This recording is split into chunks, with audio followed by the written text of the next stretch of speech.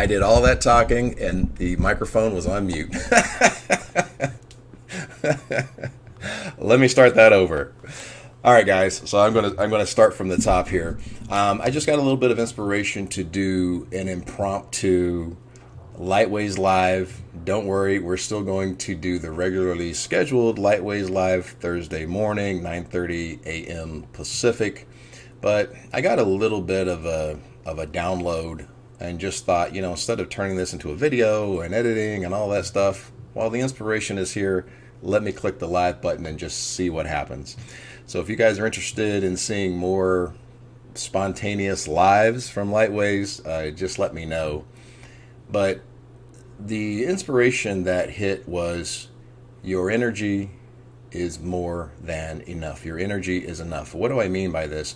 I mean that your energy is enough when your ego tries to tell you that you can't face, you're not strong enough to face what you should be facing in your life. Your energy is enough when your ego tries to tell you that you can't go after your dreams. Your energy is enough when your ego tries to tell you you can't have that difficult conversation with the person that is stepping over your boundaries. Your energy is enough when the ego tries to tell you that you're not strong enough to set those boundaries and defend those boundaries. Your energy is enough when your ego tries to tell you that you can't leave that toxic person. You might not find anyone else. Your energy is enough when the ego tries to tell you that you can't leave that job that you hate and start that heart-led business. This is because the ego has a hard time conceptualizing your eternal essence. Why is this? Because the ego only came onto the scene after you incarnated into the physical.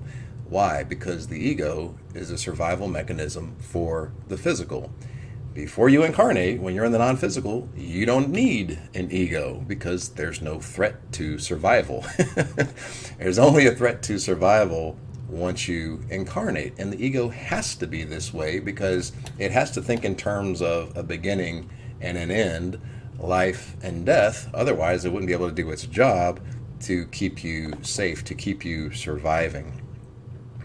So when I say your energy is more than enough, the thing about your divine energy is it has no beginning and no end. It just exists. It's eternal. You can always call upon it to step up to the plate and better yourself.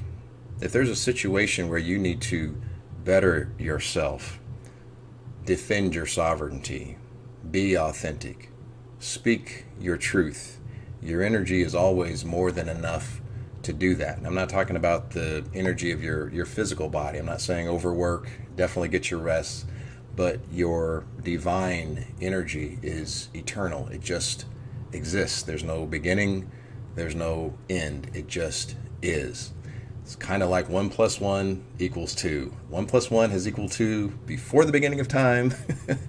Will continue to equal 2 a trillion years from now. It just is. It doesn't have a beginning and an end, which is the same as source.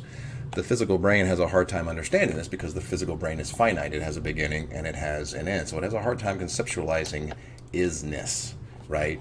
Existence without a death or a beginning. So because your ego can't conceptualize your divine essence, it's going to try to keep you in its little sandbox of the known. Oh, you're safe here. Don't get that toxic person out of your life. You might end up alone. You might not find anyone else. Well, I can tell you, if you're alone for a minute but you have your peace, you won.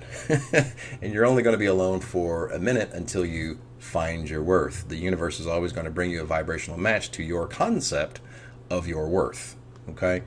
So the next time that you want to step up and better yourself, understand that your divine energy is endless and it's always going to be there for you to step up when you need to. So I want this to kind of hit the right way for everyone that is not facing something in their life when the writing is on the wall, not facing a particular truth, and they're listening to the ego tell them that they're not strong enough to handle it. They're not strong enough to live with the change that will come after they decide to step up to the plate and better their lives.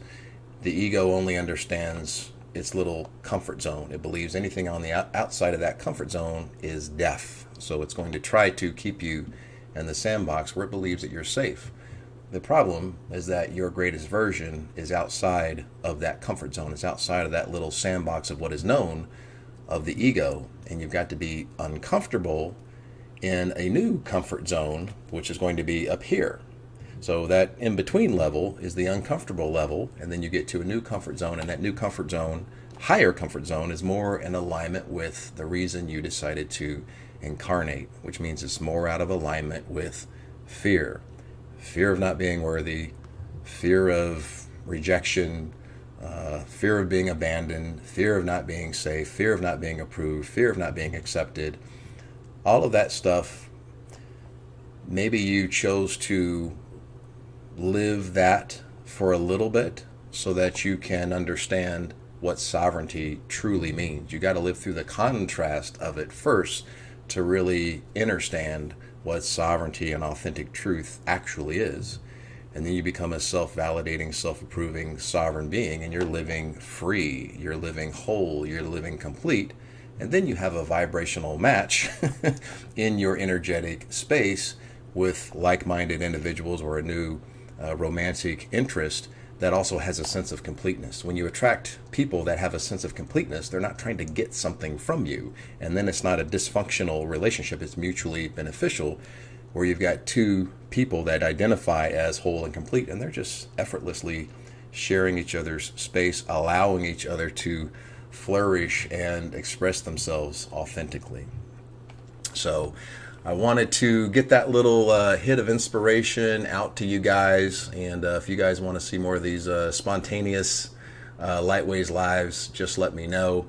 Whoever needed to hear that today, I hope that it resonated and you guys are able to take that and make the necessary changes in your life to better yourself. Who do we have? Rohini, thank you for showing up, my friend. I appreciate you. Anaconda, thank you for showing up. Harsit Shuresh, I hope I'm pronouncing your name correctly, my friend. I appreciate you. Namaste. And I will see all of you guys in the next live. Remember, if you guys want to attend the webinar for the 45-day group coaching, it's a free live webinar I'm going to be hosting. I'll put the link in the description. I'm going to be discussing the features in that group coaching. We're going to be talking about self-love, healing, self-worth, healing, shadow work, how to get through the dark night of the soul, finding your truth, all of that good stuff, how to meditate.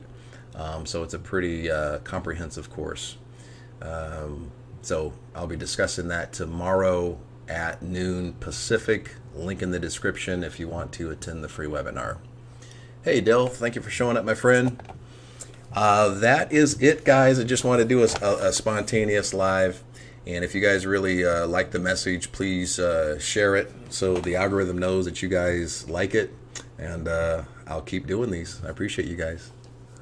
Yes, love the spontaneous lives. Thank you, Becky. Sending light and love your way, my friend. All right, you guys. That was really fun. Have an awesome day. Sending light and love your way.